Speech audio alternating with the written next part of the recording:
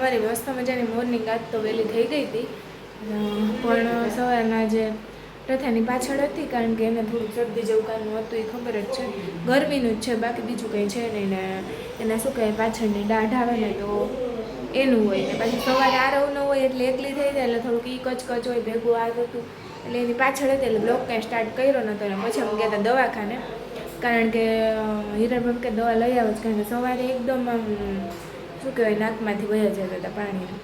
પછી દવા લાવ્યા એટલે દવાખાને ગયા ભેગું અત્યારે સરખું થઈ ગયું, દવા પીવાની તો બાકી જ છે. એટલે હવે જો એને મસ્ત હમણાં જમાડી લીધી. હિરણભાઈ કે તું એ રમે ને તું જમી લે, એટલે હું રસોડામાં આવી હતી તો મને યાદ આવ્યું કે ચાલો બ્લોગ સ્ટાર્ટ કરી દે.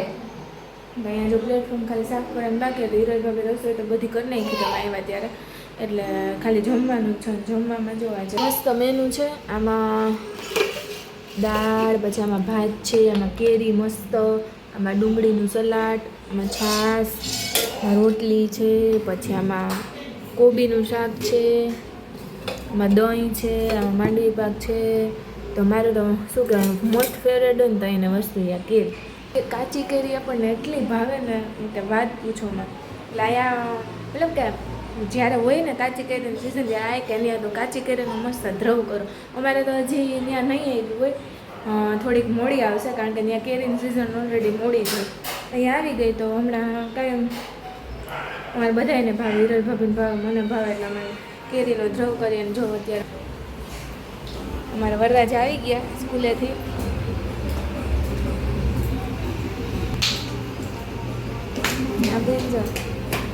પ્રથા શું કરે તું?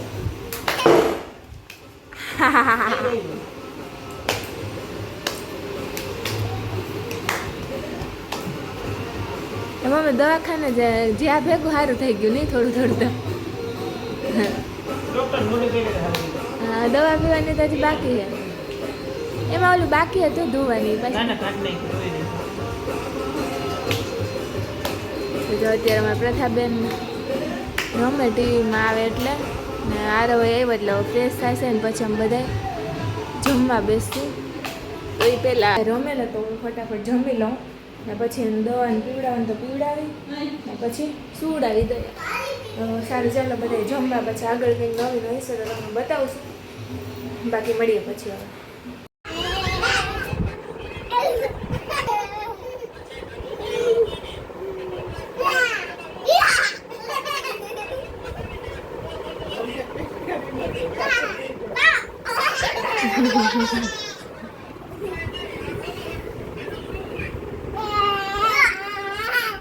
તું પાછળ ભટકાતો નહીં.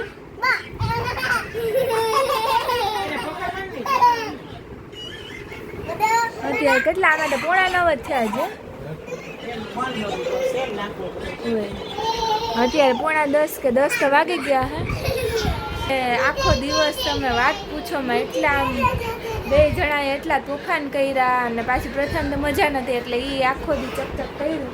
અત્યારે જો ફોટા મારી ગઈ, બે જણા રમે, પપ્પા એનો મોબાઈલનો ટાઈમ એન્જોય કરે અને એસી મસ્ત ચાલુ કરી દીધું, થોડી વાર ઠંડક થઈ જાય. પછી બે થાકે ને એટલે પછી સુવડાવી દેવા, ત્યાં રમે ને ત્યાં સુધી રમવા દેવા, પછી ઉતારી. આ હવે તો હમણાં લાડવો થઈ લીધો, હમણાં મમ્મી આવે ને પછી કહું ક્યાં લાડવો ખાધો, દાદાને કહેતો ક્યાં લાડવો ખાધો?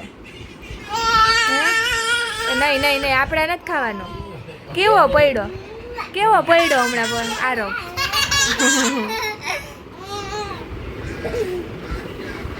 હે પપ્પા સીધો રૂમમાંથી દોડતો ગયો ફરિયામાં સીધો ડેલા પાસે.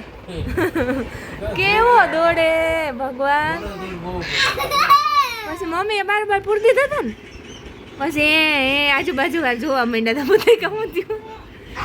એમ ખેંચાય નહીં, ખેંચવાનું નહીં તો તમે બે પડશે, એની રીતે એને બેહવા દે, તું તારી રીતે બે તો એ પડશે, તમે બે પાછળ લાગશે, બીક જ નથી લાગતી. હાલો ઉઈ જાવ.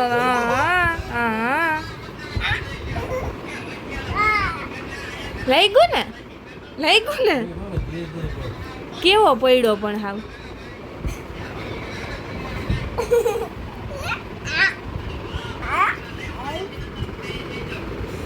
જો હખત નથી બેયને, પણ બે હરખા જ છે આમાં, કોઈમાં ઘોબા પાડ્યા જેવા નથી.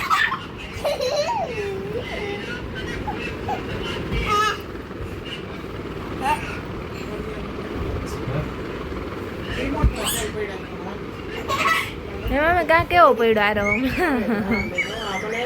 એટલે આમાં શું થયું તો ખબર પડ્યો ને એટલે એના પગ હે ને એ ડેલામાં ભટકાણા હતા એટલે અવાજ એવો આવ્યો પણ એમાં પાછા આપણે બધા જોવા માંડ્યા ને એટલે ન કરવું પોતે અંદર આવતા જ છે ને હું એને એમ કે ખીજાય મને મમ્મી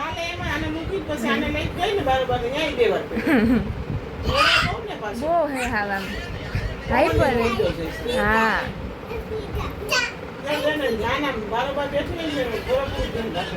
બે એવા જ છે જો ને આ તો હજી એટલે સમજતી નથી હાલતી નથી એટલે વાંધો નથી આવતો ન એ એમ જ છે જો આ જો અત્યારે બે જણ હા આપણે બધા જો ખાડા હોય પણ આરવના ખાડો નથી આ ખાડો પાડો હાલો ડોક્ટર પાસે જાય ડોક્ટર દાદા પાસે પગમાં ખાડો પાડી દે હે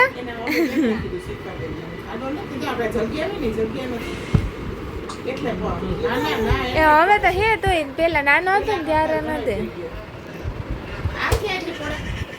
એ તો અમારા ડોહીમાં છે જરૂર ના લે એ એને જો દાદનું જ છે નહીં અત્યારે દવાને પીવાય ગઈ કોટામાં આવી ગઈ એકદમ નકર આજે આખો દે ને કચકચ કરી ભાઈ ક્યાં પડ્યો તો ભાઈ ક્યાં પડ્યો ક્યાં પડ્યો તો નાના પાસે બેઠી હા આજે દી ઉઘડી ગયો નાના ને કેતા ને કે હું કરો કેતા ચશ્મા પહેર્યા જો નાના ચશ્મા પહેર્યા જો જય શ્રી કૃષ્ણ કહી દે પ્રથા ગુડ નાઇટ જય શ્રી કૃષ્ણ કરી દે તો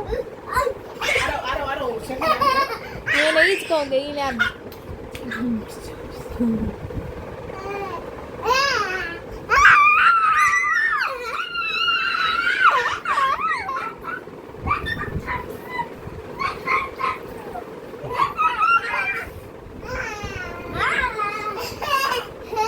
હજી બે છે વધારે ભેગા થાય તો દે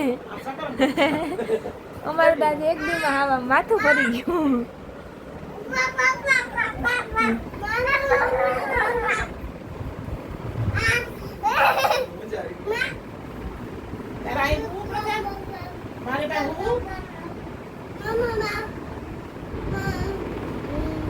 સારું ચાલો જો બેને રમવાનું ચાલુ છે થોડીક વાર 10-15 મિનિટ રમવા દઈએ ઠંડો કઈ થઈ જાય ને પછી સુવડાવી દઈએ તો મળીએ કાલ નવા બ્લોગની સાથે બધાને આરો બાય બાય જય શ્રી કૃષ્ણ કરી દો જય શ્રી કૃષ્ણ હાલો ટાટા